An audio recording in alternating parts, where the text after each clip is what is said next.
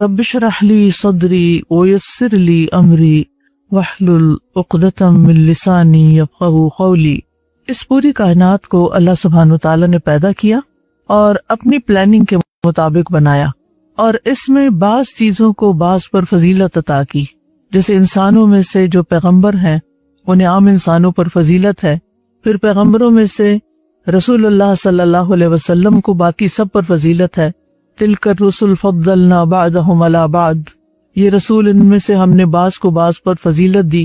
اسی طرح ہم دیکھتے ہیں کہ بعض دنوں کو بعض دنوں پر فضیلت ہے، جیسے جمعہ کا دن باقی دنوں کے مقابلے میں زیادہ فضیلت رکھتا ہے۔ اسی طرح راتوں میں سے بعض راتیں دوسری راتوں پر افضل ہیں، جیسے عشرہ اواخر کی راتیں، عشرہ اواخر میں سے بھی لیلۃ القدر کی رات۔ اسی طرح مہینوں میں اللہ سبحانہ تعالیٰ نے رمضان المبارک کو باقی مہینوں پر فضیلت عطا کی ہے، لہذا ہمیں بھی اس فضیلت سے بھرپور فائدہ اٹھانا چاہیے۔ اس مہینے کی فضیلت کیوں ہے؟ کیونکہ اس میں دو اہم کام ہیں، ایک ہے رمضان کے روزے یعنی روزہ، اور دوسرے ہے قرآن، کہ اس مہینے میں قرآن نازل ہوا تھا۔ لہذا ہمیں سب سے زیادہ اہمیت ان دو کاموں کو دینی ہے رمضان میں، کہ کوئی چیز ایسی نہ ہو کہ ہمارا روزہ چھوٹے۔ ہمیں کوشش کرنی چاہیے کہ اپنے سفر کے سارے پلان ختم کر دیں، الا یہ کہ کوئی بہت مجبوری ہو تو سفر کریں۔ اسی طرح باقی بھی جو کام کاج ہیں، اگر ہم پورا مہینہ ان کو نہیں چھوڑ سکتے تو ایٹ لیسٹ آخری 10 دنوں کو تو ہمیں فارغ کر لینا چاہیے۔ اگر یہ ہم ابھی سے پلان کریں گے تو انشاءاللہ وہ آخری 10 دن ہمیں مل جائیں گے۔ اگر آپ کہیں جاب کرتے ہیں تو آپ اپنی چھٹیاں سیو کر کے آخری دنوں کی کچھ چھٹیاں اگر ہر روز کی نہیں بھی لے سکتے، کچھ تو عید کے لیے مل جاتی ہیں، اگر ہر روز کی نہیں بھی لے سکتے تو آپ یہ کر سکتے ہیں کہ جو طاق راتیں ہیں ان کو صحیح طور پر استعمال کرنے کے لیے آپ ایٹ لیسٹ اتنے دن کی چھٹی لے لیں۔ تو بہرحال ہم میں سے ہر شخص کا اپنا اپنا ایک کام ہے، اپنی اپنی ذمہ داری ہے، تو ہم میں سے ہر ایک کو اپنے لیے سوچنا ہے کہ میں نے کس طرح رمضان کے مہینے کو بہترین طریقے سے گزارنا ہے، اور اس میں خاص طور پر قرآن مجید کے ساتھ میرا تعلق کیسے ہوگا۔ جہاں تک روزے کا تعلق ہے تو اللہ تعالیٰ فرماتے ہیں، اے لوگو جو ایمان لائے ہو، تم پر روزے رکھنا فرض کر دیا گیا ہے۔ یہ ایک فرض عبادت ہے، اور یہ صرف ہم پر نہیں، ہم سے پہلی قوموں پر بھی تھی۔ فرمایا جیسا کہ تم سے پہلے لوگوں پر فرض کیا گیا تھا۔ کیوں فرض کیا گیا؟ لعلکم تتقون، تاکہ تم پرہیزگار بن جاؤ، متقی بن جاؤ۔ گنتی کے چند دن ہیں، 3 عشرے، ہر عشرے کے 10 دن، اور ہو سکتا ہے آخری میں 9، اور 10 دن بس گنتے گنتے ایسے ہی گزر جاتے ہیں، اور پھر اگلا عشرہ شروع ہو جاتا ہے اور پھر رمضان ختم ہو جاتا ہے۔ ہم نے زندگی میں کتنے ہی رمضان دیکھے، اور واقعی گنتی کے ہی دن تھے۔ شاید سال میں ہم کسی مہینے کو اتنا نہیں گریز لوگ، یعنی کہ جن کو افاقے کی کوئی امید ہی نہیں، اور ڈاکٹرز نے سختی سے منع کر دیا ہے کہ روزہ نہیں رکھ سکتے کیونکہ دن میں کئی دفعہ دوائی کھانی ہے، تو وہ پھر یعنی جتنا ایک دن کا کھانا ہوتا ہے ایک ٹائم کا، وہ کھانا کسی غریب کو کھلا دیں۔ بس جو کوئی خوشی سے نیکی کرے تو وہ اس کے لیے بہتر ہے۔ یعنی ویسے تو 1 میل دینا ہوتا ہے، لیکن اگر کوئی 2 دے دے، زیادہ دے دے، تو وہ اس کی اپنی طرف سے ہے۔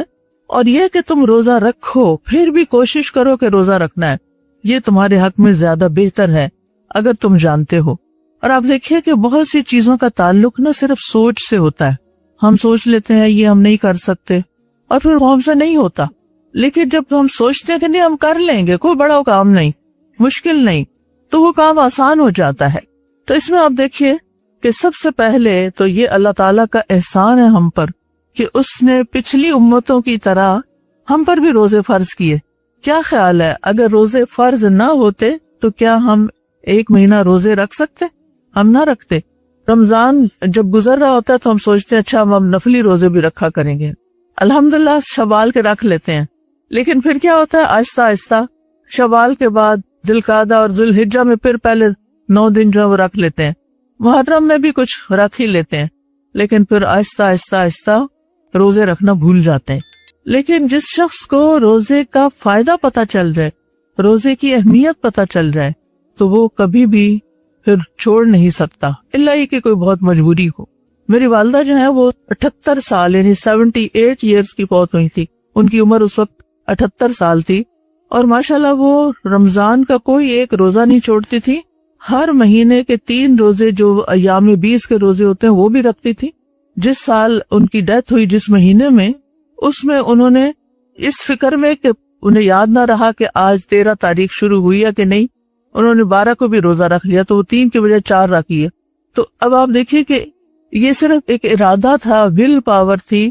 یہ نہیں تھا کہ ان کی صحت کو 100% ٹھیک تھی، لیکن 78 سال کا انسان بہرحال کمزور ہو چکا ہوتا ہے اور اس کو کمزوری محسوس ہوتی کہ میں یہ کھا لوں، میں وہ پی لوں. لیکن اگر آپ نے تہیہ کر لیا کہ نہیں مجھے تو یہ ثواب کمانا ہے اور میں نے کرنا ہے، تو اللہ تعالیٰ توفیق بھی دے دیتا ہے. اور اگر نہیں ارادہ کرتا انسان، نہیں سوچتا، اس کی اہمیت نہیں جانتا، تو صحت مند ہوتے ہوئے بھی توفیق نہیں ہوتی. ہمارے دین نے ہمیں نیکی کمانے کے بہت سے مواقع عطا کیے، بہت سے طریقے بتائے، لیکن حدیث میں آتا ہے کہ روزے جیسی کوئی چیز نہیں، کیونکہ اس میں ہمارا پورا بدن انوالو ہوتا ہے، ہم پورے کے پورے اللہ کے اطاعت کر رہے ہوتے ہیں. ابو امامہ کہتے ہیں کہ انہوں نے رسول اللہ صلی اللہ علیہ وسلم سے سوال کیا کون سا عمل افضل ہے؟ آپ نے فرمایا روزے کو لازم کر لو، کیونکہ روزے جیسا کوئی عمل نہیں، یعنی اتنا زیادہ اجر و ثواب والا کام ہے یہ. کیوں؟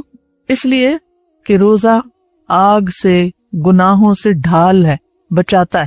حدیث میں آتا ہے روزہ ڈھال ہے، جس طرح لڑائی میں تم میں سے کسی کی ڈھال ہوتی ہے جو دشمن وار کرنے لگے تو سامنے کر لیتا ہے.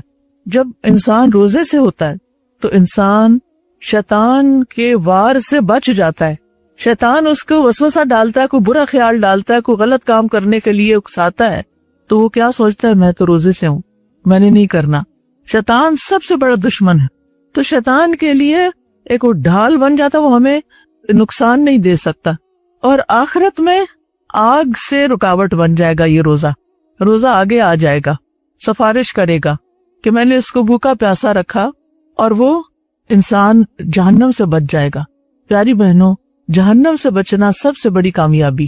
دنیا میں کامیابی کے جتنے بھی معیار ہیں وہ اپنی جگہ ہیں، وہ دنیا کے لیے ہیں. دنیا ختم ہوگی تو وہ کامیابیاں بھی ساتھ ہی ختم ہو جائیں گی. لیکن جب اصل زندگی شروع ہوگی، ہمیشہ کی زندگی شروع ہوگی، اور وہ آخرت کی زندگی ہے، تو اس میں پھر یہی چیزیں کام آئیں گی جو آگ سے بچا سکیں. تو وہاں جو آگ سے بچ گیا، قرآن مجید میں آتا ہے فَمَنْ زُحْزِحَ عَنِ النَّارِ وَأُدْخِلَ الْجَنَّةَ فَقَدْ فَازَ، جو آگ سے بچا لیا گیا اور جنت میں داخل کر دیا گیا وہ کامیاب ہو گیا. وہ ہے اصل کامیاب. اس کامیابی کے لیے ہمیں اس دنیا میں کوشش کرنی ہے، یہاں محنت کرنی ہے، اور وہ محنت نماز کی شکل میں ہے، روزے کی شکل میں ہے، قرآن پڑھنے اور پڑھانے کی شکل میں ہے، خیر کی مجلسوں میں جانے کی شکل میں ہے، صدقہ خیرات کی شکل میں ہے. کیونکہ رسول اللہ صلی اللہ علیہ وسلم نے فرمایا کیا میں تمہیں خیر کے دروازے نہ بتاؤں؟ فرمایا روزہ ڈھال ہے اور صدقہ گناہوں کی آگ کو بجھا دیتا ہے، یعنی جہنم کی آگ صدقہ کرنے سے بجھتی ہے. لہذا عقل مند لوگ جو ہیں وہ کثرت سے صدقہ کرتے رہتے ہیں تاکہ وہاں کی آگ سے بچاؤ ہو سکے. حضرت جابر کہتے ہیں نبی صلی اللہ علیہ وسلم نے فرمایا بے شک روزہ تو ایک ڈھال ہے جس کے ذریعے بندہ جہنم سے اپنا بچاؤ کرتا ہے. اللہ تعالیٰ فرماتا ہے روزہ خاص میرے لیے ہے، لہٰذا اس کا بدلہ بھی میں ہی دوں گا، یعنی میں خود دوں گا. اور جو چیز اللہ رب العزت دے وہ کتنی بڑی ہوگی. اب اس کو تھوڑا سا اس مثال سے سمجھے. آپ کو زندگی میں اپنے خاندان میں، رشتہ داروں میں، مختلف لوگوں کے ساتھ لین دین کا واسطہ پڑا ہوگا. کچھ لوگ جب دیتے ہیں تو جی بھر کے دیتے ہیں، لیکن کچھ لوگ دیتے ہیں تو پرانی چیزیں دیتے ہیں، بس ایسے ہی سر ٹال دیتے ہیں. آپ نے دیکھا ہوگا کہ جو رشتہ دار جیسے آپ کے ماموں ہیں، چچا ہیں، خالہ ہیں، نانی ہیں، تو جب ان کے آنے کا پتہ چلتا ہے کہ وہ آ رہے ہیں تو ان میں سے سب سے زیادہ کس کے آنے پہ آپ خوش ہوتے ہیں؟ جب بچپن کے حساب سے میں پوچھیں، جیسے بچے ہوتے ہیں تو بچے کس کے آنے سے زیادہ خوش ہوتے ہیں؟ جس سے زیادہ انعام ملے، تحفہ ملے، عیدی ملے. عید کے دن سب سے زیادہ کس کے پاس بھاگ بھاگ کے جاتے ہیں؟ جو سب سے زیادہ عیدی دیتا ہے. قدرتی سی بات ہے، انسان کو دینے والے اچھے لگتے ہیں. مجھے بھی اچھی طرح یاد ہے کہ جب ہمارے ماموں آتے تھے تو مجھے سب رشتہ داروں سے زیادہ ماموں کے آنے کی خوشی ہوتی تھی. ایک تو پیار بہت کرتے تھے اور دوسرا یہ کہ کچھ نہ کچھ ہمارے لیے لے کر آتے تھے. تو ہر بچے کے اندر یہ خواہش ہوتی. اسی طرح ہمارے والد کی عادت یہ تھی کہ وہ گھر میں خالی ہاتھ نہیں داخل ہوتے تھے. کام کاج کے بعد شام کو جب آتے تھے ضرور کچھ لے، چاہے مونگ پھلی، چاہے کوئی فروٹ چاہے کیلے جو سیزنل فروٹ ہوتا تھا کچھ بھی، یا رس یا کیک یا بسکٹ تازہ بیکری سے کوئی نہ کوئی چیز ان کے ہاتھ میں ہوتی تھی. اور جو ہی بچوں کو پتا چلتا تھا کہ ابو آ گئے ہیں تو سارے دوڑ پڑتے تھے، بھاگ کے جاتے تھے. ایسے ہوتا تھا جیسے کوئی پتہ نہیں کوئی مہمان آ گیا گھر میں، ایسے استقبال کرتے تھے. تو اب آپ دیکھیے کہ یہ تو انسان ہے نا، وہ انسان جو معزز ہوتے ہیں، ہمارے پیارے ہوتے ہیں، وہ ہمیں کچھ دیتے ہیں، ہمیں خوشی ہوتی ہے. اللہ سبحانہ تعالیٰ تو سب بادشاہوں سے بڑا بادشاہ ہے، زمین اور آسمان کے سارے خزانوں کا مالک وہ ہے. جب وہ کچھ دے گا تو وہ کتنا بڑا ہوگا. وہ اس نے بتایا کوئی نہیں کہ میں کتنا دوں گا، وہ تو سرپرائز رکھ کہ جب آپ وہاں پہنچیں گے پھر پتا چلے گا کہ اتنا کچھ. میں نے تو بس ایک روزہ ہی رکھا تھا، کاش مجھے پتا ہوتا میں زیادہ رکھتی اور بھی رکھتی. اوہ افسوس کہ مجھے پتا ہی نہ چلا کہ یہ اتنا بڑا کام تھا، اتنی بڑی نیکی تھی اور اس کا اتنا بڑا ریوارڈ تھا اور میں نے زندگی ضائع کر دی. اور کچھ لوگ تو فرض روزے رمضان کے روزے بھی نہیں رکھتے، چھوٹے چھوٹے عذر بہانے کر کے. وہ میرا بچہ نہیں رکھنے دیتا، میرا شوہر نہیں رکھنے دیتا، میرا ڈاکٹر نہیں رکھنے دیتا. تو میں عموماً لوگوں کو کہتی ہوں، پیاری بہنوں، میں نے نہیں دیکھا کبھی کوئی شخص روزہ رکھ کے مرا ہو. میں نے کبھی نہیں سنا کہ فلاں شخص نے روزہ رکھا تھا اور وہ مر گیا روزے کی وجہ سے. یہ ہمارے اندر کا خوف ہوتا ہے، کچھ بھی نہیں ہوتا. تو میں ہمیشہ ہی کہتی ہوں، جن لوگوں نے بعض اوقات کئی سال روزے نہیں رکھے ہوتے ڈر کے مارے کہ پتہ نہیں کیا ہو جائے گا، پانی کی کمی ہو جائے گی، گردے فیل ہو جائیں گے اور پتہ نہیں کیا ہوگا، میں انہیں کہتی ہوں کہ اچھا آپ ایسے کریں، رکھ لیں اور اس نیت سے رکھے کہ اگر میری طبیعت بہت خراب ہو گئی، بے ہوش ہو گئی یا کوئی کام خراب ہونے لگا تو میں کھول لوں گی. اور وہ تو ویسے بھی اجازت ہے ایک عام انسان کو بھی کہ اگر کوئی روزے کی حالت میں ہلاکت کی طرف جا رہا ہے، بیمار ایسا ہو گیا، کوئی ایکسیڈنٹ ہو گیا، چوٹ لگ گئی ہے، کچھ ہو گیا، تو روزہ توڑ کے اس کو دوائی دی جاتی ہے، اس میں تو کوئی ممانعت نہیں. میں ایسی ساری بہنوں سے یہ کہوں گی کہ جن کے اندر کوئی دل میں خوف ہے روزے سے، کہ وہ رکھے ضرور. اور رمضان میں جب آپ رکھیں گے آپ حیران ہوں گے کہ رمضان کی برکت ایسی ہے، بابرکت مہینہ ہے. ایسی برکت ہوتی ہے کہ جس میں بھوک محسوس نہیں ہوتی، اور زیادہ سے زیادہ ہونا تو ایک آدھ دن ہوتی ہے. وہ جن کو چائے کے 4-5 کپ دن میں پینے کی عادت ہوتی ہے، جب ان کو چائے نہیں ملتی تو ان کا سر درد ہو جاتا ہے کچھ نہ کچھ. تو یہ بھی تو اللہ کی خاطر قربانی ہے نا، یہ تکلیف بھی آپ کے لیے عبادت بن جاتی ہے، تو اس میں کوئی نقصان کی بات نہیں. پھر اگر آپ کے پیریڈز کی وجہ سے یا بچہ پیدا ہونے کی وجہ سے یا پریگنینسی کی وجہ سے آپ روزے نہیں رکھ پا رہے، کہ آپ کو شدید کمزوری ہو گئی یا بچے کی فوڈ کم ہونے کا، اس کی گروتھ میں اثر آنے کا کوئی اندیشہ ہے، تو پھر آپ کیا کریں، رمضان کے بعد روزے رکھ لیں، قضا رکھ لیں، اگلے رمضان کے آنے سے پہلے پورے کر لیں. حضرت عائشہ رضی اللہ تعالی عنہا شعبان کے مہینے میں اپنے قضا روزے رکھ لیتی تھی اگلا رمضان آنے سے پہلے. اور اگر آپ نے کئی سالوں کے قضا نہیں رکھے تو کیلکولیٹ کریں کہ آپ کے پیریڈز کس سال شروع ہوئے تھے اور ہر سال آپ کو کتنے دن آپ نے روزے چھوڑے، وہ سارے گن کے رکھ لیں. کیونکہ یہ فرض ہے نا، اس کا حساب ہونا ہے، چھوٹ نہیں ملنی، اس پہ پکڑ ہے. اور یہ صرف خالی توبہ کرنے سے بھی کام نہیں چلے گا، اس کی قضا دینی ہوگی. ہمارے دین میں کچھ چیزیں ایسی ہوتی ہیں کہ جو خالی توبہ سے معاف ہو جاتی ہیں. کچھ گناہ ایسے ہوتے ہیں کہ آپ توبہ کریں تو معاف ہو جاتے ہیں، کچھ ایسے ہوتے ہیں ان پہ کفارہ دینا پڑتا ہے. مثال کے طور پر اگر کسی سے ایکسیڈنٹ ہو جاتا ہے اور کوئی بچہ راستے میں اس سے مر جاتا ہے ڈرائیور سے، یا کوئی بڑا مر جاتا ہے، گاڑیاں ٹکراتی ہیں، اب یہ جس ڈرائیور سے غلطی سے مارا گیا، اس کو 2 مہینے کے لگاتار روزے رکھنے ہوں گے توبہ کے لیے. حالانکہ اس نے جان کے نہیں کیا، لیکن انسانی جان کا اتنا احترام ہے کہ غلطی سے بھی کوئی مارا جائے تو اس پر بھی اس کی توبہ کی شرط ہے کہ وہ 2 مہینے کے لگاتار روزے رکھے. اگر ایک روزہ چھوٹ گیا تو دوبارہ سے رکھنے پڑے گی. کچھ مائیں پیٹ کے بچے کو جو اچھا بھلا حرکت کر رہا ہے، ڈاکٹروں کے کہنے پر کہ جناب یہ بچہ جو ہے نا وہ کچھ صحت مند نہیں ہے تو آپ اس کو ابارٹ کرا دیں. اب آپ دیکھیے کہ یہ باقاعدہ قتل ہے. جس بچے میں روح پڑ چکی ہے اس کو آپ پیدا ہونے سے پہلے مار رہے ہیں، یا کئی لوگ پیدا ہونے کے بعد مار دیتے ہیں، تو یہ کوئی معمولی جرم نہیں. تو بہرحال یہ تو ایک اور طرف میں چلی گئی ہوں، لیکن کہنے کا مطلب یہ ہے کہ آپ بہنوں کے اگر کچھ روزے چھوٹے ہوئے ہیں تو اس کی گنتی پوری کرنی ہوگی، کیونکہ اللہ تعالیٰ کیا فرماتے ہیں، وَعِدَّةٌ مِّنْ أَيَّامٍ أُخَرَ، दूसरे दिनों से गिनती पूरी कर लो। इसी तरह एक और हदीस में आता है, मुतर्रिफ कहते हैं, मैं उस्मान बिन नबी अब्बास के पास दाखिल हुआ तो उन्होंने मेरे लिए दूध देने वाली ऊँटनी का दूध देने का हुक्म दिया। मैंने कहा मैं रोजे से हूँ। उन्होंने कहा मैंने रसूलुल्लाह सल्लल्लाहु अलैहि वसल्लम को फरमाते हुए सुना, रोजा अल्लाह के अजाब से ढाल है, जैसे तुम में से कोई एक आदमी जंग में अपने बचाव के लिए ढाल इस्तेमाल करता है। यानी ऐसे शख्स पर अल्लाह का अजाब नहीं आएगा। अजाब की कुछ शक्लें दुनिया में होती हैं, कुछ अजाब दुनिया में आते हैं, फिर कब्र में अजाब कब्र है, फिर उसके बाद क़यामत के दिन अजाब है।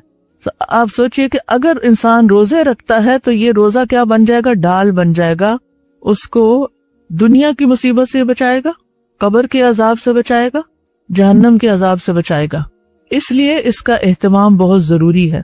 इसके लिए आपका इरादा और विल पावर जरूरी है कि नहीं मुझे ये काम करना और मैं करूंगी, और अल्लाह ताला आपको तौफीक देगा इंशाअल्लाह। लेकिन किस नीयत से रखना है रोजा?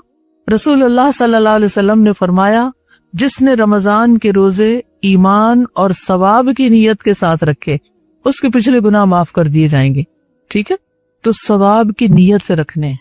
इंसान को किसी भी इबादत पर सवाब उस वक्त मिलता है जब वो शख्स सवाब की नीयत से वो काम करता है। अगर उसकी नीयत ना हो सवाब की, बस ऐसे ड्यूटी पूरी करनी है, रोजे आगे तो रोजे रखते हैं, फर्ज है ना रख लेते, फर्ज पूरे कर रहे हैं, नहीं, आपने फर्ज तो पूरा करना है, फर्ज की नीयत तो करनी है, लेकिन उसके साथ आपने क्या करना है, सवाब की नीयत करनी है कि मैं ये जो भूख प्यास काटूंगा इस पर मेरा रब मुझे अजर देगा, सवाब देगा। अगर आप उसको एक बोझ समझ के, मुसीबत समझ के, तकलीफ समझ के कर रहे हैं तो फर्ज तो पूरा हो जाएगा, फिर सवाब नहीं मिलेगा। अच्छा, कुछ लोग तो बकायदा डर रहे होते हैं कि हाय रमजान आ रहा है, अब ये नहीं कर सकेंगे, वो नहीं कर सकेंगे, क्योंकि उनको पता ही नहीं होता कि उनके पास कौन आ रहा है। ये रमजान कैसा मेहमान है कि जो बरकतों से भरा हुआ है, जो बेशुमार नेकी के मौके लेकर आ रहा है आपके लिए। अब हमने ये सारी मशक्कत जो 30 दिन की काटी, इसका नतीजा क्या निकलना चाहिए? सवाब भी ले लिया आपने, फर्ज भी पूरा हो गया, मिलना क्या चाहिए? आपके अंदर क्या तब्दीली आनी चाहिए? लअल्लकुम तत्तकून, तकवा पैदा होना चाहिए। रमजान इसलिए है, रोजा इसलिए है कि हमारे अंदर तकवा पैदा हो। अब ये तकवा क्या चीज है? तकवा का लफ्ज़ ना विकाया से है, विकाया कहते हैं बचाव को। ठीक है, एक चीज को दूसरी चीज के साथ दूर करना, हटाना, दफा करना, ये इसका लुग़वी माना है। तो मुत्तकी आदमी अपने आप को नेक अमल के जरिए नाफरमानी और अजाब से बचाता है। और नेक अमाल कौन से? जिनसे अल्लाह राजी होता है, जो अल्लाह ताला ने खुद बताया कि ये करने, और उसकी नाराजगी से, अजाब से डर के गुनाह छोड़ता है। रमजान का रोजा आपके अंदर वो कुव्वत लाता है कि जिसकी वजह से आपकी नेकी के कामों की तरफ रगबत और शौक बढ़ जाता है और बुरे काम छोड़ने की तौफीक ज्यादा मिल जाती है। ये है तकवा। अगर आपने रमजान के रोजे रखे और चांद रात में ही जाके मर्दों से चूड़ियां पहनी, और अब तो अल्लाह ताला रहम फरमाया हमारी कौम पर। मुझे कोई बता रहा था कि ब्यूटी पार्लर्स में अब सिर्फ औरतें नहीं मेकअप करती, बहुत सारे मर्द हजरात या लड़के जो हैं वो मेकअप करते हैं। मेकअप आर्टिस्ट जिनको कहते हैं, अब ब्यूटी पार्लर्स में लड़कियां ही नहीं लड़के भी हैं। सोचती हूँ कि हमारी गैरत को क्या हो गया है कि हमारी जवान बच्चियां जिनकी शादी हो रही है या नहीं हुई या हो चुकी है, वो ज़ेबो ज़ीनत इख्तियार करने के लिए अपना चेहरा एक मर्द के आगे रख दें। हमारी हया कहाँ गई है?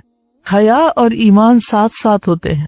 मोमिन औरत के लिए हयादार होना उसकी सबसे बड़ी खूबी है, और ये हया जो होती है इंसान को बहुत से बुरे कामों से रोक देती है।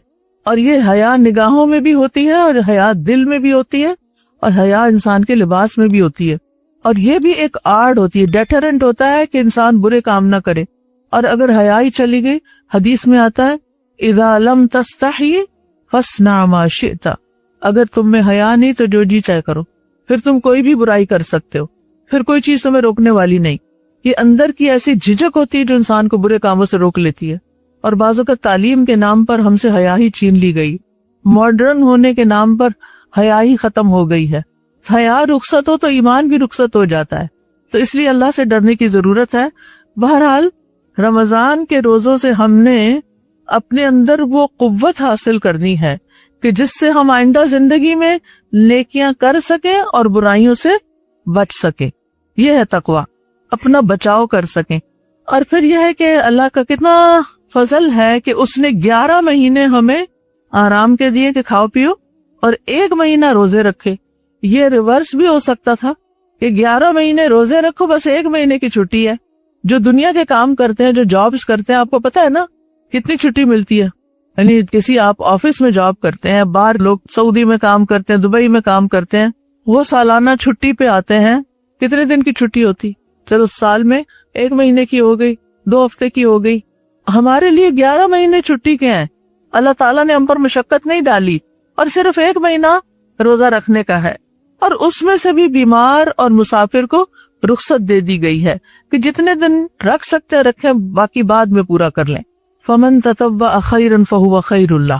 اور اگر نہیں رکھ سکتے کوئی روزے، یعنی کہ جن کے صحت یاب ہونے کی امید ہی نہیں، تو پھر وہ 1 مسکین کو تو کھانا ضرور کھلائیں. اگر زیادہ کھلائیں تو بھی ٹھیک ہے، 1 کی وجہ 10 لوگوں کو کھانا کھلائیں.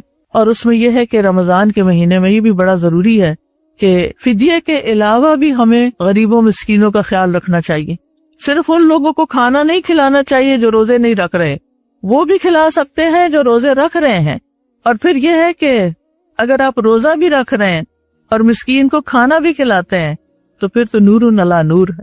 خود بھی روزہ رکھ رہے ہیں، روزہ رکھ کے آپ کو احساس ہوا کہ بھوکے شخص کی بھوک کیا ہوتی ہے. ہمیں تو بھوک کا ایکسپیرینس ہی نہیں ہوتا نا عام دنوں میں. بے شمار چیزیں گھر میں بھری پڑی ہیں، فریج بھرے ہوئے ہیں، کچن بھرے ہوئے ہیں، پینٹریز بھری ہوئی ہیں، نہیں تو وہ گھر سے نکلو تھوڑے فاصلے پہ دکانیں ہیں. کل ہم ملتان سے یہاں آ رہے تھے تو راستے میں ایک سڑک آتی ہے، نام مجھے نہیں اس کا آتا، اس پہ اتنی فروٹ کی ریڑیاں تھیں. آپ لوگوں نے بھی شاید ایکسپیرینس کیا ہو. اتنا پھل تھا، یعنی کہ ہماری گاڑی چلتی جا رہی تھی، چلتی جاتی. میں نے کہا سبحان اللہ، اللہ نے کتنا رزق عطا کیا یہاں، اور کتنا آرگینک اور فریش فروٹ اللہ کی نعمت مل رہی ہے. لیکن کتنے لوگ ہیں جو اس پہ شکر کرتے ہوں گے اور کتنے قدردان ہوں گے. ہم سمجھتے تمہارا حق ہے. اگر اللہ نہ اگائے، نہ پیدا کرے، زمین بنجر کر دے، تم کیا کر سکتے؟ کچھ بھی نہیں کر سکتے. اور پھر یہ کہ وَأَن تَصُومُوا خَيْرٌ لَكُمْ إِن كُنتُمْ تَعْلَمُونَ، یعنی اگر تمہیں روزے کے ثواب کا علم ہو جائے تو پھر تم روزہ رکھنا ہی بہتر سمجھو گے، ہر حال میں رکھو گے. بیماری میں بھی رکھنے کی کوشش کرو گے، سفر میں بھی رکھنے کی کوشش کرو گے کہ رکھ لے تو بہتر ہے. اور ویسے بھی بہتر اس لیے ہوتا ہے کہ جو روزے رمضان میں رکھ لیے جاتے ہیں نا، وہ رکھنے آسان ہوتے ہیں، باقی دنوں میں مشکل پڑ جاتی ہے. جن لوگوں کے قضاء رہتے ہیں ان سے پوچھیں گے، وہ سارا گھر سو رہا ہے، وہ صبح سحری کے وقت اٹھ کے روزہ رکھ رہے ہیں، سارے لوگ کھا رہے ہیں، کوئی ادھر سے لا رہا ہے، کچھ کر رہا ہے، اور وہ روزے سے ہیں، تو مشکل ہوتی ہے. اور رمضان میں تو سارے کے سارے روزے سے ہوتے ہیں تو آسانی رہتی ہے. بہرحال رسول اللہ صلی اللہ علیہ وسلم نے فرمایا، بے شک تمہارا رب فرماتا ہے کہ 1 نیکی کا ثواب 10 گنا سے 700 گنا ہے. یعنی آپ 1 نیکی کرتے ہیں تو آپ کو کم سے کم 10 گنا ثواب ملتا ہے، اور 700 تک جاتا ہے، اور اس سے بھی زیادہ ہو جاتا ہے. اور روزہ صرف میرے لیے ہے، اس کا بدلہ میں ہی دوں گا. روزہ آگ سے ڈھال ہے. روزہ دار کے منہ کی بو اللہ کے نزدیک مشک سے زیادہ بہتر ہے. اب اس میں آپ دیکھیے کہ رمضان میں پھر ہم نے کرنا کیا، روزے کے علاوہ کیا کریں. چند چیزیں میں آپ کے ساتھ ذکر کروں. سب سے پہلے تو یہ ہے کہ اپنے آپ کو بچا کے رکھنا ہے گناہوں سے، روزہ توڑنے والی چیزوں سے، اور اسی کا نام تقویٰ ہے. اور جب تقویٰ حاصل ہو جاتا ہے تو انسان کا اللہ کی نگاہ میں مقام بڑھ جاتا ہے، آپ اللہ تعالیٰ کے قریب ہوتے ہیں. آپ سے پوچھا گیا کہ لوگوں میں سب سے زیادہ عزت والا کون ہے، معزز کون ہے؟ آپ نے فرمایا لوگوں میں سب سے زیادہ معزز وہ ہے جو ان میں سب سے زیادہ تقویٰ والا ہے. اور قرآن مجید میں بھی آتا ہے ان اکرمکم عند اللہ اتقاکم. تو رمضان کا مہینہ عبادت کا مہینہ ہے، سستی کا مہینہ نہیں ہے، سونے کا مہینہ نہیں ہے. کچھ لوگ کیا کرتے ہیں، راتوں کو جاگ لیتے ہیں لیکن دن کو کیا کرتے ہیں، سارا سارا دن سو کے گزار دیتے ہیں. کیا ہے، روزہ رکھا ہوا ہے. صبح نماز پڑھ کے سو جائیں گے، زور تک سوتے رہیں گے، اٹھیں گے زور پڑیں گے، کوئی تو اٹھ جاتے ہیں، کوئی پھر جا کے سو جاتے ہیں جب دن لمبے ہوتے ہیں. تو روزہ سو کے گزارنے کے لیے نہیں ہے. روزے کا دن یہ عبادت کا مہینہ ہے، قیام کا مہینہ ہے. اور خاص طور پر آخری عشرہ، روزانہ کی تراویح تو ہے ہی، لیکن آخری عشرہ. حضرت عائشہ روایت کرتی ہیں کہ آخری عشرہ جب شروع ہوتا تو نبی صلی اللہ علیہ وسلم راتوں کو جاگتے، کمر کس لیتے اور گھر والوں کو بھی جگاتے. تو یہ قیام کا مہینہ بھی ہے، اس میں قیام کرنا چاہیے۔ قیام کا کیا مطلب ہے؟ رات کے وقت کھڑے ہو کے عبادت کرنا، قیام کھڑے ہونے کو کہتے ہیں۔ تو رات کو تراویح پڑھنا جو ہے، آپ میں سے ماشاءاللہ بہت سے پڑھتے ہوں گے، لیکن پھر یہی مسئلہ ہوتا ہے کہ کچھ خواتین کے بچے چھوٹے ہوتے ہیں، وہ گھر سے نہیں نکل سکتی، مسجد جا کے پڑھنی نسبتاً آسان ہوتی ہے، امام کے پیچھے ہاتھ باندھا، جو پڑھ رہا ہے سن کے رکوع سجدہ کیا اور سب کے ساتھ ایک مزہ بھی آتا ہے اور انسان گھر آ جاتا ہے۔ لیکن یہ کہ اگر نہ بھی جا سکے تو بچوں کو سلا کے کچھ نہ کچھ وقت ضرور نکالیں، ہو سکے تو آپ ایک قرآن جو ہے وہ تراویح میں پڑھ سکتے ہیں، ایک سپارہ اگر روز پڑھیں تو مہینے میں قرآن ختم ہو جاتا ہے، اور آخری عشرے میں تھوڑا زیادہ پڑھیں، تھوڑا رات کو سونے سے پہلے اور پھر سحری کے وقت، اور کوشش کریں اگر ہو سکے اور اگر آپ کے لیے موافق ہو تو ساری رات جاگ کر کچھ عبادت کریں، کچھ تلاوت کریں، کچھ تسبیحات کریں، کچھ دعائیں مانگیں، اور کچھ آخری عشرے میں اللہ سبحانہ تعالیٰ کے قرب کے لیے قیام زیادہ کریں۔ اور اس میں آپ دیکھیں کہ یہ جو نماز ہے نا، نفلی نماز ہے، اور نفل کے ذریعے انسان اللہ تعالیٰ کا قرب حاصل کرتا ہے، اس لیے تراویح شوق سے پڑھیں، محبت سے پڑھیں۔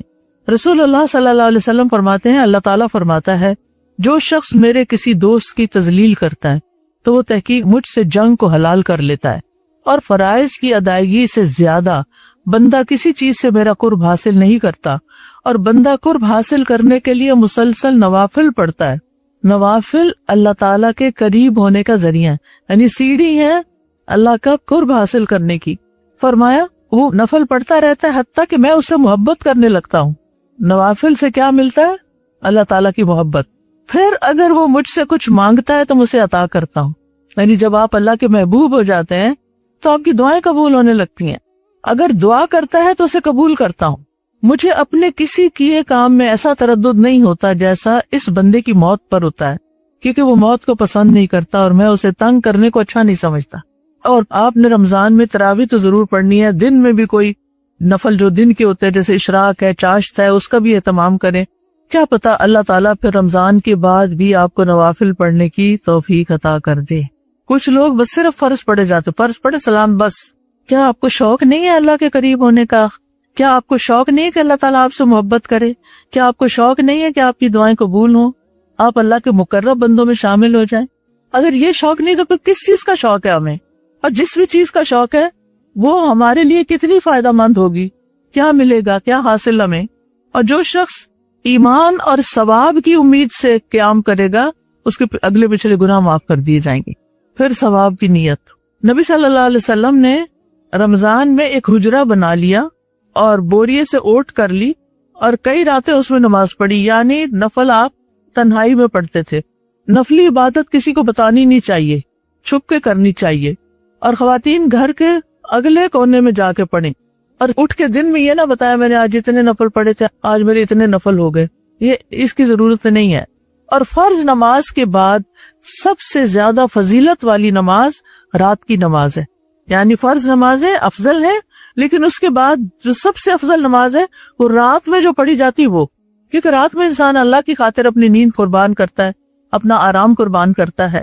رسول اللہ صلی اللہ علیہ وسلم نے فرمایا، رات کا قیام لازم پکڑو، وہ تم سے پہلے کے نیک لوگوں کا طریقہ ہے اور تمہارے رب کے قرب کا ذریعہ ہے، برائیوں کا کفارہ اور گناہوں سے رکاوٹ ہے۔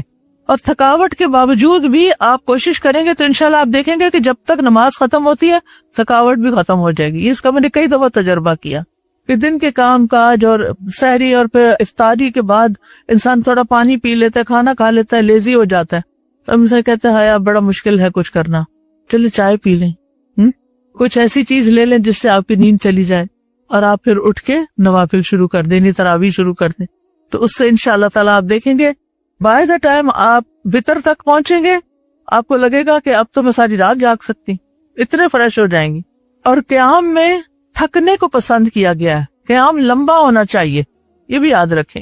نبی صلی اللہ علیہ وسلم اتنا لمبا قیام کرتے کہ آپ کے پاؤں پر ورم آ جاتا۔ افسوس یہ کہ ہماری مسجدوں میں اس سپیڈ سے تراویح پڑھاتے ہیں، اتنی دوڑ لگی ہوئی ہوتی ہے، بعض میں سب کی نہیں میں بات کری، لیکن کچھ مساجد میں ایسی دوڑ ہوتی ہے کہ آدھے گھنٹے میں تراویح پڑھا کے فارغ کر دیتے ہیں۔ ایک دفعہ کہیں میں سفر پہ تھی تو ہم رات کے وقت کسی مسجد کے پاس سے گزرے، وہ اتنی تیز امام پڑھ رہے تھے کہ مجھے سمجھ نہیں آ رہی تھی پڑھ کیا رہے ہیں۔ تو اگر آپ کے بھی مسجدوں میں کچھ ایسا ہو تو ان کو ذرا نصیحت کر دے کوئی آپ کے گھر والوں میں سے کہ قیام تھوڑا لمبا بھی کریں. ٹھیک ہے لوگوں نے کام پہ جانا ہوتا ہے, سب کچھ ہے, لیکن پھر بھی انسان اللہ کی خاطر جب نیند قربان کر لیتا ہے, آرام قربان کر لیتا ہے, تو اللہ تعالیٰ اس کا بہتر نعم البدل عطا فرماتا ہے. ایک اور بڑی اہم چیز جو رمضان میں کرنے کی, کیونکہ نیکیوں کا ثواب کئی گنا زیادہ بڑھ جاتا ہے, تو صدقہ خیرات کرنا ہے. اگر شعبان میں آپ پلان کر لینا کہ کیا کیا کرنا ہے, اگر کوئی چیز خرید کے دینی ہے کسی کو تو کٹھی خرید کے رکھ لیں, پیکٹ بنا کے رکھ لیں, یا جیسے کپڑے دینے ہیں آپ نے غریبوں کو 30 جوڑے مثلا بنا کے رکھ لیں, تو آپ کے پاس پہلے سے لسٹ بنی ہونی چاہیے کس کس کو دینے ہیں, اور پھر ہر روز ایک ایک دیتے جائیں. کٹھے بھی دے سکتے ہیں, لیکن ہر روز صدقہ کرنے کا الگ ہی مزہ ہے. کچھ اکٹھا دے دیں, لیکن کچھ روزانہ کی بنیاد پر ضرور دیا کریں, کیونکہ جب سورج طلوع ہوتا ہے تو ابن آدم کے, انسان کے ہر جوڑ پہ صدقہ واجب ہو جاتا ہے. اگرچہ وہ نفل پڑھنے سے, تسبیح پڑھنے سے وہ ادا ہوتا جاتا ہے, لیکن مال کا صدقہ بھی کچھ ضرور کرنا چاہیے روزانہ, یا علم کا صدقہ ضرور کرنا چاہیے, کیونکہ صدقہ جو ہے بری موت سے بچاتا ہے, گناہوں سے آزاد کراتا ہے, اللہ تعالیٰ کی ناراضگی کو دور کرتا ہے, مال میں برکت کا سبب بنتا ہے, رزق میں اضافے کا سبب بنتا ہے, اور اللہ تعالیٰ دینے والے کو اس سے بہتر عطا کرتا ہے. یعنی جو آپ دیتے ہیں واپس اللہ کی طرف سے آپ کو اس سے زیادہ ملتا ہے. میں نے زندگی میں کبھی دینے والوں کو غریب ہوتے نہیں دیکھا, بلکہ ان کے مال میں اضافہ ہی ہوا, کثرت ہی ہوئی, بڑھتا ہی رہا. ابن عباس کہتے ہیں کہ رسول اللہ صلی اللہ علیہ وسلم سب لوگوں سے زیادہ جواد یعنی سخی تھے, اور رمضان میں جبریل علیہ السلام سے جب آپ ملتے تو آپ بہت ہی زیادہ جود و کرم فرماتے. رمضان کی ہر رات میں جبریل علیہ السلام آپ سے ملاقات کرتے, آپ کے ساتھ قرآن کا دور کرتے. رسول اللہ صلی اللہ علیہ وسلم لوگوں کو بھلائی پہنچانے میں بارش لانے والی ہوا سے بھی زیادہ جود و کرم فرمایا کرتے تھے. یعنی رمضان میں جب جبریل علیہ السلام سے آپ کی ملاقات ہوتی تو لوگوں کو فائدہ پہنچانا تیز ہوا سے بھی زیادہ ہو جاتا, یعنی بہت زیادہ آپ کرتے تھے, کیونکہ ہوا بہت جلدی فاصلہ طے کر لیتی, تیزی سے اور ہر جگہ پہنچ جاتی. اب یہاں پر ایک بڑا قابل غور نکتہ ہے, اور وہ پتہ کیا, کہ جب جبریل سے ملاقات کرتے تھے تو آپ کی سخاوت تیز آندھی سے بھی زیادہ ہو جاتی تھی. اس سے کیا بات پتہ چلتی, غور کیا آپ نے, کہ جب ہم صالحین کی صحبت میں ہوتے ہیں, جب ہم اپنے سے زیادہ نیک لوگوں کے بیچ میں ہوتے ہیں, یا نیکی کا کام کرنے والوں کے ساتھ مل کے کام کرتے ہیں, تو ہمارے اندر موٹیویشن زیادہ ہو جاتی ہے. اب وہ کیا کرتے تھے, جبریل علیہ السلام ہر رات آتے, ہر رات قرآن کا دور ہوتا, یعنی کٹھے قرآن پڑھتے. دور یہ ہوتا ہے کہ ایک پڑھتا ہے دوسرا سنتا ہے, پھر دوسرا پڑھتا پہلا سنتا ہے, یوں راؤنڈ, یعنی اس طرح مل کے پڑھتے ہیں. اب آپ دیکھیے کہ رمضان میں اگر آپ دور سے دورہ قرآن اٹینڈ کریں, جہاں بھی آپ کے آس پاس کہیں ہو رہا ہے وہاں پر آپ جائیں, مجلس میں بیٹھ کر آپ قرآن سنیں, اس کا ترجمہ سنیں, اس کا معنی سنیں, اس میں اپنے لیے ہدایات تلاش کریں, تو آپ دیکھیں گے کہ آپ کی موٹیویشن بڑھ جائے گی. آپ کو نئے نئے احکام ملتے رہیں گے, اور آپ کو جو کچھ بھولا ہوا ہوگا وہ آپ کرتے جائیں گے, اور اس طرح رمضان کے آخر تک آپ بہت ساری نیکیاں کر چکے ہوں گے, اور نیکیوں کے آئندہ کے پلان بھی بنا لیے ہوں گے. تو اس لیے ہر خاتون اگر ہو سکے بڑی کو مجلس ہو, اگر بڑی مجلس نہیں تو چھوٹی چھوٹی مجالس اپنے گھر میں دائیں بائیں والے, اپنی اسٹریٹ والے, محلے والے لوگوں کو ملا کے ان کو اپنے گھر بلانے. اگر ہر روز آپ کے لیے بلانا مشکل ہے تو ایک دن ایک کے گھر میں جمع ہو جائیں, دوسرے دن دوسرے کے گھر میں جمع ہو جائیں, اور مل کے قرآن پڑھیں. اگر کوئی پڑھانے والا ہے وہ پڑھائے, اگر کوئی نہیں تو کسی کی آڈیو لگا سکتے ہیں, اگر نہیں تو آپ میں سے ایک آیت کا ترجمہ پڑھے, دوسرا دوسرے کا پڑھے, تیسرا تیسرے کا پڑھے. یعنی مختلف طریقے ہو سکتے ہیں جس میں آپ قرآن کا دور کر سکتے ہیں. ٹھیک ہے, تو آپ نے بھی کیا کرنا ہے, رمضان میں روزہ بھی رکھنا ہے, رات کا قیام بھی کرنا ہے, اور دن کو یا رات کو قرآن کا دور بھی کرنا ہے انشاءاللہ. اگر آپ ایسی جگہ رہتے ہیں کہ آس پاس میں کوئی نہیں, کوئی نیبرز نہیں, مسلم نہیں, بہت مشکل ہے. مثال کے طور پر آپ شپ پہ ہیں, کیونکہ کچھ لوگ شپ پر بھی وہ رہتے ہیں, فیملیز بھی رہتی ہیں. رمضان تو رمضان ہے, شپ پر بھی آپ نے روزہ رکھنا ہے, کیونکہ وہ اب آپ کا گھر ہے, قیام کی جگہ ہے, آپ مسافر نہیں ہیں, کیونکہ آپ ادھر رہ رہے ہیں, اور آپ کو پتا مہینہ اسی شپ کے اندر ہی رہنا ہے. کبھی وہ کسی ساحل پہ رکے گا, کبھی کسی پہ, کبھی کسی پہ. اور پھر کچھ لوگوں کی تو جاب ایسی ہوتی ہے کہ انہوں نے سال ہر سال اس پہ گزارنے ہوتے ہیں, تو پھر روزہ تو نہیں چھوڑ سکتے نا, نمازیں بھی نہیں چھوڑ سکتے, تو اپنی ڈیوٹی کے ساتھ اپنے کام کرتے رہتے ہیں. ان کے لیے ایسے ہی جیسے وہ زمین پر رہ رہے ہیں. تو اس میں پھر نماز، روزہ اور اس کے ساتھ ساتھ صدقہ خیرات اور قرآن کا دور، ناظرہ بھی پڑھنا ہے، تلاوت بھی کرنی ہے. اگر آپ حافظ ہیں یا جتنے بھی صورتیں حفظ کی ان کی دہرائی بھی کرنی ہے. اور یہ سارے کام ہو جاتے ہیں. میں نے خود کر کے دیکھے ہیں، تجربے کی بنیاد پہ آپ کو بتا رہی. آپ بھی کرتے ہوں گے، اور اگر ابھی تک آپ نے نہیں شروع کیا تو آپ کرنا شروع کر دیں. پھر اس کے بعد یہ ہے کہ جن کا کوئی انتظام نہیں وہ پھر آن لائن بھی کچھ نہ کچھ کر سکتے ہیں. یہ کہنا مطلب ہے میرا. الحمدللہ آن لائن بھی بہت سارے پروگرام ہوتے ہیں. تو بچے بازو کا چھوٹے ہوتے ہیں، ان کو لے جانا بھی مشکل، ان کے ساتھ گھر میں کسی کو بلانا بھی مشکل. جن کے تو بچے اسکول جاتے ہیں وہ ان کے اسکول سے آنے سے پہلے یہ کام کر کے ختم کر لیں، اور جن کے اسکول نہیں جاتے گھر میں ہیں تو پھر اپنے بچوں کو ساتھ بٹھا لیں. اگر وہ نہیں بیٹھتے تو اکیلے میں بھی سنیں گے، آن لائن سنیں گے، یا خود اپنی پیج پر کسی ایپ سے سنیں گے، جیسے قرآن فار آل ایپ ہے یا لرن قرآن ایپ ہے ہماری، تو اس سے آپ کو بھی چیزیں مل جائیں گی. پھر آپ دیکھیے کہ صدقے کی ایک قسم روزہ افطار کرانا ہے. چاہے گھر بلا کے کرائیں، چاہے افطار بنا کے محلے میں بانٹیں، اپنے رشتہ داروں کو دیں، اپنے دوستوں کو دیں.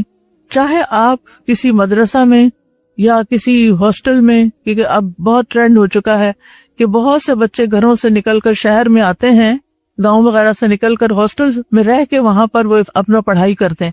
ان بچوں کے پاس ٹائم نہیں ہوتا اپنے لیے کچھ خرید کے لائیں، پکائیں، کچھ کریں، تو آپ ان کے لیے بھی کچھ کر سکتے ہیں. تو ڈیپینڈ کرتا ہے، ہر شخص اپنی نیکی کا ذریعہ خود تلاش کرے. رسول اللہ صلی اللہ علیہ وسلم نے فرمایا، جس نے روزے دار کا روزہ افطار کرایا اسے ان روزہ داروں کے برابر ثواب ملے گا، لیکن اس کے اجر میں کچھ کمی نہیں ہوگی. یعنی اگر آپ 100 لوگوں کو افطاری کراتے ہیں نا ایک دن میں، تو آپ کو 100 روزوں کا ثواب مل گیا.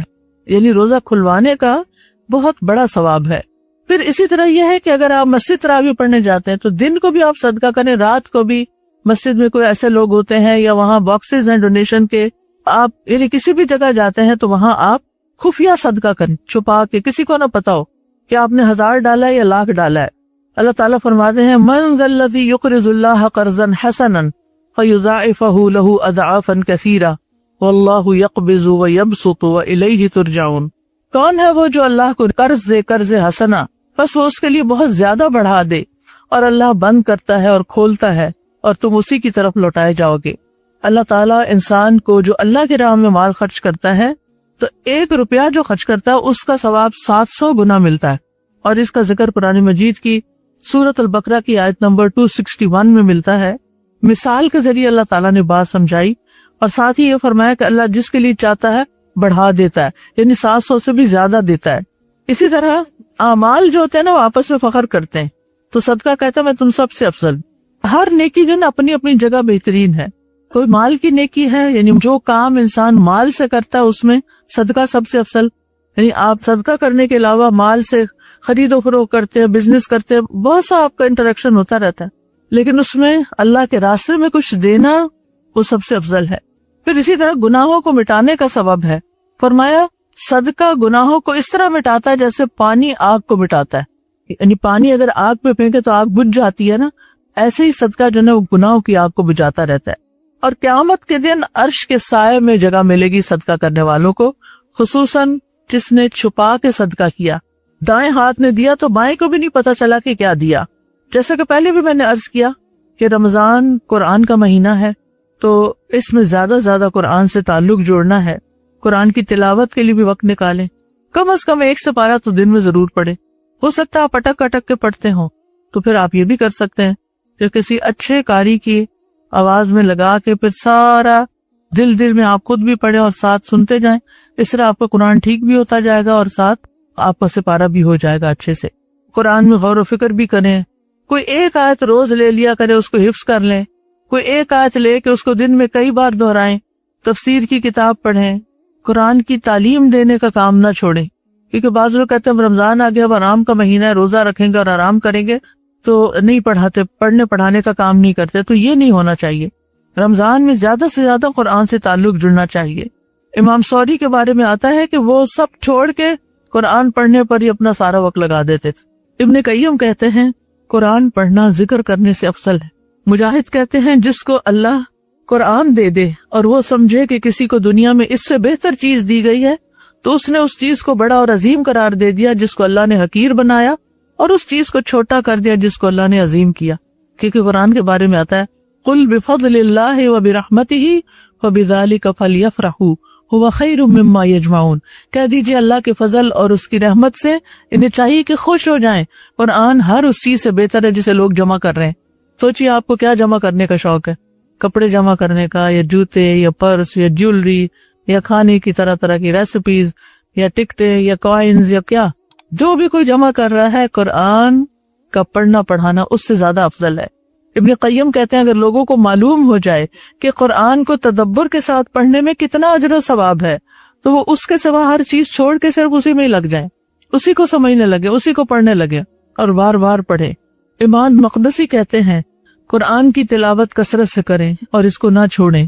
جس چیز کو آپ طلب کر رہے ہیں آپ جتنا پڑھیں گے وہ اسی قدر آپ کو ملنا آسان ہو جائے گا، یعنی آپ کی حاجات بھی پوری ہوں گی۔ پھر اسی طرح انسان سارا وقت چونکہ قرآن نہیں پڑھ سکتا، کھانا بھی پکانا ہے، گھر کی صفائی بھی کرنی ہے، کپڑے بھی دھونے اور بھی کئی کام کرنے، تو پھر اس دوران ذکر اذکار ضرور کرتے رہیں۔ سبحان اللہ سبحان اللہ، یہ سبحان اللہ وبحمدہ، کلمتان حبیبتان الی الرحمن ثقیلتان فی المیزان خفیفتان علی اللسان، دو کلمات ہیں اسکیل پہ بڑے بھاری ہیں، یعنی ان کے وزن قیامت کے دن بہت زیادہ ہوگا نیکیوں کا، رحمان کو بڑے پیارے ہیں اور زبان پہ بڑے ہلکے ہیں، اور وہ کیا ہے؟ سبحان اللہ وبحمدہ سبحان اللہ الہ۔ تو یہ چلتے پھرتے، کھانا پکاتے، کام کاج کرتے، جھاڑو لگاتے، میں مختلف لوگوں کی مثال دے رہی ہوں، ہو سکتا ہے آپ نہ لگاتے ہو، خود کوئی اور لگاتا ہو آپ کے لیے، لیکن مراد اس سے یہ کہ ہر طرح کے کام میں سوائے اس کے کہ آپ واش روم میں ٹوائلٹ یوز کر رہے ہیں اس وقت ذکر نہیں کریں گے، نہا رہے ہیں تو ذکر نہیں کریں گے، باقی باہر تو جب بھی چاہیں کریں، کھڑے بیٹھے لیٹے، پھر سے لا حول ولا قوت الا باللہ پڑھنا، استغفار کرنا، کیونکہ استغفار سے ہر طرح کی خیر و برکت آتی ہے، درود شریف میں 10 رحمتیں آتی ہیں، 10 گناہ معاف ہوتے ہیں ایک دفعہ درود شریف پڑھنے سے۔ اور پھر اسی طرح یہ ہے کہ کثرت سے دعائیں بھی مانگنی، کیونکہ رمضان میں ہر روز روزہ دار کی ایک دعا ضرور قبول ہو جاتی ہے، تو آپ نے کثرت سے دعائیں مانگنی۔ روزہ دار کی دعا رد نہیں ہوتی، نبی صلی اللہ علیہ وسلم نے فرمایا 3 آدمیوں کی دعا رد نہیں ہوتی، ان میں سے ایک روزہ دار کی یہاں تک کہ افطار کر لے، افطاری سے پہلے دعائیں ہوتی ہیں۔ رسول اللہ صلی اللہ علیہ وسلم نے فرمایا ہر مسلمان کی رمضان کے دن اور رات میں ایک دعا ایسی ضرور ہوتی ہے جو قبول ہو جائے، اور روزانہ رات کو دعاؤں کی قبولیت کے لیے آسمان کے دروازے کھلتے ہیں، تو دن کو بھی دعائیں کریں، رات کو بھی کریں، اور اللہ کے نزدیک دعا سے زیادہ معزز کوئی چیز نہیں۔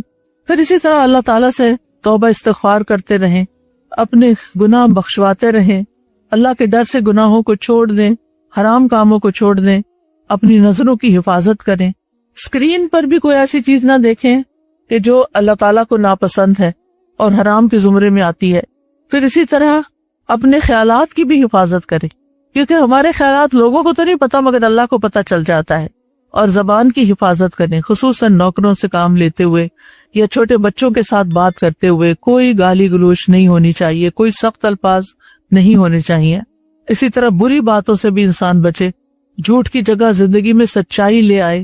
پھر لغو اور رفث سے بچے۔ لغو ہوتا ہے وہ بات، وہ کام جس کا نہ دنیا میں کوئی فائدہ نہ آخرت میں کوئی فائدہ۔ آپ نے دیکھا ہوگا کئی لوگ بالکل بیکار بیٹھ کے فضول باتیں کر رہے ہوتے ہیں جن کا نہ دنیا میں کوئی فائدہ ہونا اور نہ ان کے نامہ اعمال کی رائٹ سائڈ پہ وہ لکھی جائیں گی کہ قیامت کے دن ان کو فائدہ ملے، تو یہ نہیں ہونا چاہیے۔ پھر اوقات کی حفاظت، بہت زیادہ سوشلائزنگ سے پرہیز کریں، چاہے ڈیجیٹل سوشلائزنگ ہو یا فزیکل سوشلائزنگ ہو۔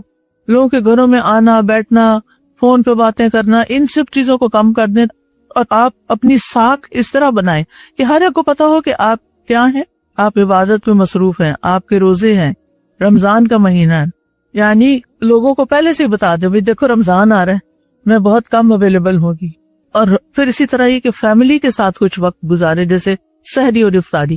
یہ اللہ کا بڑا فضل ہوتا ہے کہ وہ بچے جو سارا سال کٹھے بیٹھ کے ناشتہ نہیں کرتے وہ سحری تو کٹھے کر لیتے ہیں پھر۔ اور گھر والوں میں سے سارے کے ساتھ اچھا اخلاق، کوئی بیہودہ بات نہیں، گالی گلوچ نہیں، لڑائی جھگڑا نہیں۔ گھر کے کاموں میں امی کا، سرونٹس کا ہاتھ بٹائیں۔ بعض اوقات ہم کھانے کی ڈیوٹی بس کچھ لوگوں پہ ڈال دیتے، تم پکاؤ، تم بس ہمیں کھلا دو۔ ہمیں ٹائم پہ مل جانا چاہیے، نہ ملے تو موڈ آف ہونے لگتا ہے۔ نہیں، ہمیں رمضان میں سرونٹس کا بھی خیال کرنا ہے۔ چاہے آپ کے پاس کئی مددگار ہیں لیکن وہ بھی انسان ہیں، یہ ان پر صدقہ ہوگا اگر آپ ان کے ساتھ مل کے ان کا کام کروائیں گے، اور یہ کام کرنا اور کروانا کوئی بری بات نہیں۔ نبی صلی اللہ علیہ وسلم کے بارے میں پوچھا گیا کہ آپ اپنے گھر میں کیا کیا کرتے تھے؟ فرمایا حضرت عائشہ نے کہ گھر کے کام کاج میں مصروف ہوتے تھے، اور جب نماز کا وقت ہوتا تو نماز کے لیے اٹھ کھڑے ہوتے تھے۔ تو ہم خواتین کو بھی یہ کرنا چاہیے، گھر کے کام کر رہے ہو اور جب نماز کا وقت ہے کام روک کے نماز پڑھ کے واپس آ کے شروع کریں، آپ کے کام میں برکت ہوگی، آپ کے وقت میں بھی برکت ہوگی۔ جب ہم لمبا کر لیتے ہیں اس کو، اچھا یہ پہلے اتنا تو ختم کر لوں، یہ ختم کر لوں، ختم ہوتا ہی نہیں اور نمازیں قضا ہونے لگتی ہیں۔ پھر گھر کے بچوں کو نیکی کے کام میں شامل کریں، ان کی عمر اور مرتبے کے لحاظ سے انہیں کام لگائیں۔ پھر معاشرتی لیول پہ معاشرے کے لیے کچھ کریں، اپنی سوسائٹی کے لیے کچھ کریں، صلہ رحمی کریں، والدین کے دوستوں کے ساتھ صلہ رحمی کریں، مہمانوں کی مہمان نوازی کریں، پڑوسیوں سے اچھا سلوک کریں، سلام کو عام کریں، کھانا کھلائیں، اچھی گفتگو کریں، اور جتنی زیادہ ہم اپنی زبان سے اچھے کام کریں گے انشاءاللہ وہ بھی عبادت شمار ہوں گے۔ خندہ پیشانی سے ملیں، غصہ پی جائیں، نصیحت کریں، مظلوموں کی مدد کریں، اللہ کی خاطر اپنے بھائیوں سے ملاقات کریں۔ بعض اوقات کچھ خاندانوں میں ناراضگی ہوتی ہیں بہن بھائیوں میں، رمضان اچھا موقع ہے ناراضگیاں دور کر لے۔ اسی طرح بیماروں کی عیادت اور باقی بھی چیزیں، اور نیکیوں کی دعوت دینے والا مہینہ بھی ہے۔ اگر آپ دورہ قرآن کروا رہی ہیں مثلاً، تو پھر آپ دوسروں کو بھی دعوت دیں، بلائیں، انتظام کریں، اور نیکی کے مواقع اکٹھے ہو جاتے ہیں تو اس میں آپ دیکھیں کئی ذریعے سے نیکی کما رہے ہیں، روزہ رکھ کے، قرآن پڑھ کے، نوافل پڑھ کے، کھانا کھلا کے، اچھی بات کر کے، تعلیم دے کے، اللہ کے لیے رات کی عبادت کر کے، ذکر کر کے، یعنی صیام، قیام، صدقہ اور طیب الکلام، اور پھر کچھ چیزوں سے بچ کے، جو بھی حرام چیزیں ہیں زندگی۔ اسکرین ٹائم بہت کم اور ضرورت کا رکھنا ہے، کیونکہ ہر وقت انسان کو ضرورت نہیں ہوتی اس کی۔ ہم نے اس کو انٹرٹینمنٹ کا ذریعہ بنا لیا ہے۔ پہلے گھروں میں ٹی وی لگتا تھا، سب دیکھتے تھے، جو چیز ٹھیک نہیں ہوتی تھی بدلوا دیتے تھے۔ اب بچے کیا کچھ دیکھ رہے ہیں آپ سوچ نہیں سکتے، اور وہی ان کی ذہن سازی کر رہا ہے۔ آپ کی تربیت، آپ کی بتائی باتیں پانی کی طرح بہہ جاتی ہیں، ان کے اندر بھی نہیں جاتی، کیونکہ ان کے دل دماغ کہیں اور مصروف ہے۔ تو بہرحال کسی کو بھی خوش کرنا، کسی کی ضرورت پوری کرنا، یہ اللہ کے محبوب ترین اعمال میں سے اللہ تعالیٰ کو بہت زیادہ پسند ہے۔ اور ذاتی عبادات کے ساتھ ساتھ دوسروں کے کام آنا بھی ضروری ہے، کیونکہ بعض اوقات ہم کیا کرتے ہیں کہ ہم ذاتی ضروریات تو دوسروں کی پوری کر دیتے لیکن کام نہیں آتے، کسی کی مدد نہیں کرتے، تو اس لیے بہت ضروری ہے۔ اور پھر آپ دیکھیں رمضان جو ہے نا شہر الصبر ہے، صبر کا مہینہ ہے۔ اپنے غصے پر کنٹرول کرنا ہے، دوسروں کو معاف کرنا ہے، دوسروں کے برے رویے کا جواب مسکراہٹ کے ساتھ دینا ہے، خاموش رہنا ہے۔ یہ ڈفرنٹ آپشن ہے، یہ نہیں کہ ساری ایک دن میں اپلائی کر لینی ہے۔ کوئی کسی وقت ہوتی ہے سچویشن، کوئی کسی وقت کیسی سچویشن ہو تو اس کے مطابق آپ نے ریئیکٹ کیسے کرنا ہے، کیونکہ آپ کے یہ اعمال بھی لکھے جاتے ہیں۔ اور پھر تکلیف کوئی ہو تو صرف اللہ سے شکایت کرنی، اور پھر چاقو چوبند رہنا ہے، مسکین بن کے نہیں رہنا کہ لوگ کہ ہائے بیچارہ اتنے روزے رکھے۔ خاص طور پر اگر آپ نان مسلمز کے بیچ میں کام کرتے ہیں تو کبھی ان کو یہ تاثر نہ دے کہ ہمارے دین میں بڑی سختی ہے، ابھی جو روزہ رکھ لیا تو میں تو فینٹ ہو رہا ہوں اور میرا دل چاہتا ہے کہ کچھ بس جلدی سے کھا لوں۔ تو اس طرح کی باتیں نہیں کرنی، کیونکہ صبر سے اللہ کی محبت ملتی ہے۔ اللہ کو پتا تھا کہ تم یہ کام کر سکتے ہو۔ اور پھر خصوصاً آخری عشرے کی تیاری کر کے اس میں خوب محنت کرنی ہے، اور ایک دوسرے کو بھی معاف کرنا ہے تاکہ اللہ تعالیٰ ہمیں معاف فرما دے۔ اللہ تعالیٰ سے دعا ہے کہ اللہ تعالیٰ ہمیں عمل کی توفیق دے۔ نحمدہ ونصلی علی رسولہ الکریم، اما بعد فاعوذ باللہ من الشیطان الرجیم، بسم اللہ الرحمن الرحیم، رب اشرح لی صدری ویسر لی امری واحلل عقدۃ من لسانی یفقہوا قولی۔ اس پوری کائنات کو اللہ سبحانہ وتعالی نے پیدا کیا اور اپنی پلاننگ کے مطابق بنایا، اور اس میں بعض چیزوں کو بعض پر فضیلت عطا کی۔ جیسے انسانوں میں سے جو پیغمبر ہیں انہیں عام انسانوں پر فضیلت ہے، پھر پیغمبروں میں سے رسول اللہ صلی اللہ علیہ وسلم کو باقی سب پر فضیلت ہے۔ تلک الرسل فضلنا بعضهم علی بعض، یہ رسول ان میں سے ہم نے بعض کو بعض پر فضیلت دی۔ اسی طرح ہم دیکھتے ہیں کہ بعض دنوں کو بعض دنوں پر فضیلت ہے، جیسے جمعہ کا دن باقی دنوں کے مقابلے میں زیادہ فضیلت رکھتا ہے۔ اسی طرح راتوں میں سے بعض راتیں دوسری راتوں پر افضل ہیں، جیسے عشرہ اواخر کی راتیں، عشرہ اواخر میں سے بھی لیلۃ القدر کی رات اسی طرح مہینوں میں اللہ سبحانہ تعالیٰ نے رمضان المبارک کو باقی مہینوں پر فضیلت عطا کی ہے، لہٰذا ہمیں بھی اس فضیلت سے بھرپور فائدہ اٹھانا چاہیے۔ اس مہینے کی فضیلت کیوں ہے؟ کیونکہ اس میں دو اہم کام ہیں، ایک ہے رمضان کے روزے یعنی روزہ، اور دوسرے ہے قرآن، کہ اس مہینے میں قرآن نازل ہوا تھا۔ لہٰذا ہمیں سب سے زیادہ اہمیت ان دو کاموں کو دینی ہے رمضان میں، کہ کوئی چیز ایسی نہ ہو کہ ہمارا روزہ چھوٹے۔ ہمیں کوشش کرنی چاہیے کہ اپنے سفر کے سارے پلان ختم کر دیں، الا یہ کہ کوئی بہت مجبوری ہو تو سفر کریں۔ اسی طرح باقی بھی جو کام کاج ہیں، اگر ہم پورا مہینہ ان کو نہیں چھوڑ سکتے تو ایٹ لیسٹ آخری 10 دنوں کو تو ہمیں فارغ کر لینا چاہیے۔ اگر یہ ہم ابھی سے پلان کریں گے تو انشاءاللہ وہ آخری 10 دن ہمیں مل جائیں گے۔ اگر آپ کہیں جاب کرتے ہیں تو آپ اپنی چھٹیاں سیو کر کے آخری دنوں کی کچھ چھٹیاں اگر ہر روز کی نہیں بھی لے سکتے، کچھ تو عید کے لیے مل جاتی ہیں، اگر ہر روز کی نہیں بھی لے سکتے تو آپ یہ کر سکتے ہیں کہ جو طاق راتیں ہیں ان کو صحیح طور پر استعمال کرنے کے لیے آپ ایٹ لیسٹ اتنے دن کی چھٹی لے لیں۔ تو بہرحال ہم میں سے ہر شخص کا اپنا اپنا ایک کام ہے، اپنی اپنی ذمہ داری ہے، تو ہم میں سے ہر ایک کو اپنے لیے سوچنا ہے کہ میں نے کس طرح رمضان کے مہینے کو بہترین طریقے سے گزارنا ہے، اور اس میں خاص طور پر قرآن مجید کے ساتھ میرا تعلق کیسے ہوگا۔ جہاں تک روزے کا تعلق ہے تو اللہ تعالیٰ فرماتے ہیں، اے لوگو جو ایمان لائے ہو، تم پر روزے رکھنا فرض کر دیا گیا ہے۔ یہ ایک فرض عبادت ہے، اور یہ صرف ہم پر نہیں، ہم سے پہلی قوموں پر بھی تھی۔ فرمایا جیسا کہ تم سے پہلے لوگوں پر فرض کیا گیا تھا۔ کیوں فرض کیا گیا؟ لعلکم تتقون، تاکہ تم پرہیزگار بن جاؤ، متقی بن جاؤ۔ گنتی کے چند دن ہیں، 3 عشرے، ہر عشرے کے 10 دن، اور ہو سکتا ہے آخری میں 9، اور 10 دن بس گنتے گنتے ایسے ہی گزر جاتے ہیں، اور پھر اگلا عشرہ شروع ہو جاتا ہے، اور پھر رمضان ختم ہو جاتا ہے۔ ہم نے زندگی میں کتنے ہی رمضان دیکھے، اور واقعی گنتی کے ہی دن تھے۔ شاید سال میں ہم کسی مہینے کو اتنا نہیں گنتے جتنا ہم رمضان کے مہینے کو گنتے۔ آج کون سا روزہ ہے، آج اتنے روزے ہو گئے، اتنے باقی رہ گئے۔ پھر جو کوئی تم میں سے بیمار ہو یا سفر پر ہو تو دوسرے دنوں سے گنتی پوری کر لے۔ تو اس سے پتہ چلتا ہے کہ رمضان کے ہر دن کا روزہ فرض ہے۔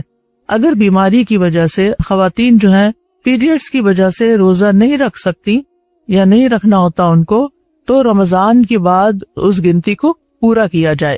اور جو لوگ طاقت نہ رکھتے ہوں وہ ایک مسکین کا کھانا فدیہ دے دیں، جیسے انتہائی بوڑھے لوگ، اور اسی طرح دائمی مریض لوگ، یعنی کہ جن کو افاقے کی کوئی امید ہی نہیں اور ڈاکٹرز نے سختی سے منع کر دیا ہے کہ روزہ نہیں رکھ سکتے کیونکہ دن میں کئی دفعہ دوائی کھانی ہے، تو وہ پھر یعنی جتنا ایک دن کا کھانا ہوتا ہے ایک ٹائم کا، وہ کھانا کسی غریب کو کھلا دیں۔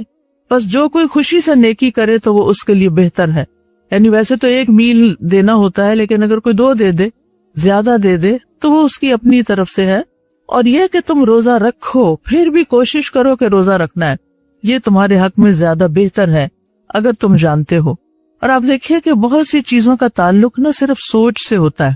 ہم سوچ لیتے ہیں یہ ہم نہیں کر سکتے، اور پھر وہ ہم سے نہیں ہوتا، لیکن جب ہم سوچتے ہیں کہ نہیں ہم کر لیں گے، کوئی بڑا کام نہیں، مشکل نہیں، تو وہ کام آسان ہو جاتا ہے۔ تو اس میں آپ دیکھیے کہ سب سے پہلے تو یہ اللہ تعالیٰ کا احسان ہے ہم پر کہ اس نے پچھلی امتوں کی طرح ہم پر بھی روزے فرض کیے۔ کیا خیال ہے اگر روزے فرض نہ ہوتے تو کیا ہم 1 مہینہ روزے رکھ سکتے؟ ہم نہ رکھتے۔ رمضان جب گزر رہا ہوتا ہے تو ہم سوچتے ہیں اچھا ہم نفلی روزے بھی رکھا کریں گے، الحمدللہ شوال کے رکھ لیتے ہیں، لیکن پھر کیا ہوتا ہے آہستہ آہستہ شوال کے بعد ذی القعدہ اور ذی الحجہ میں پھر پہلے 9 دن جو ہے وہ رکھ لیتے ہیں، محرم میں بھی کچھ رکھ ہی لیتے ہیں، لیکن پھر آہستہ آہستہ آہستہ روزے رکھنا بھول جاتے ہیں۔ لیکن جس شخص کو روزے کا فائدہ پتہ چل جائے، روزے کی اہمیت پتہ چل جائے، تو وہ کبھی بھی پھر چھوڑ نہیں سکتا، الا ہی کہ کوئی بہت مجبوری ہو۔ میری والدہ جو ہے وہ 78 سال یعنی 78 ایئرس کی فوت ہوئی تھی،